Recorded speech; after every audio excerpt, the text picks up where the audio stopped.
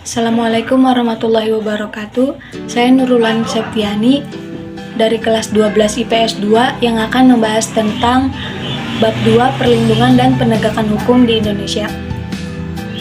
Perlindungan dan penegakan hukum merupakan dua aspek yang sangat penting untuk diberlakukannya di negara hukum seperti Indonesia.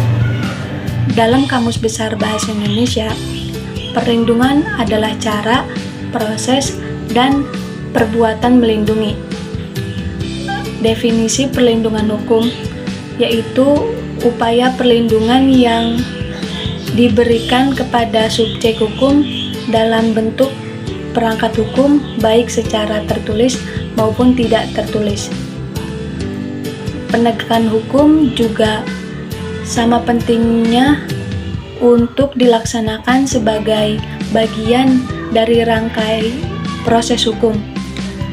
Dalam KBBI, penegak hukum memiliki pengertian proses, cara, atau perbuatan mempertahankan keadilan. Penegakan hukum mengacu kepada segala upaya tegaknya atau berfungsinya norma-norma hukum secara nyata sebagai pedoman perilaku dalam lalu lintas atau hubungan-hubungan hukum dalam kehidupan bermasyarakat dan bernegara. Selanjutnya, beberapa peran lembaga penegak hukum. Yang pertama itu ada Kepolisian Negara Republik Indonesia. Polisi berperan sebagai penyidik dalam hal penegakan hukum yang berkaitan dengan tindak pidana. Yang kedua itu ada hakim. Hakim bertugas dalam ranah peradilan.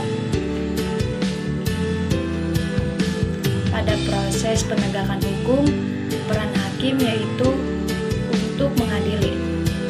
Selanjutnya ada advokat.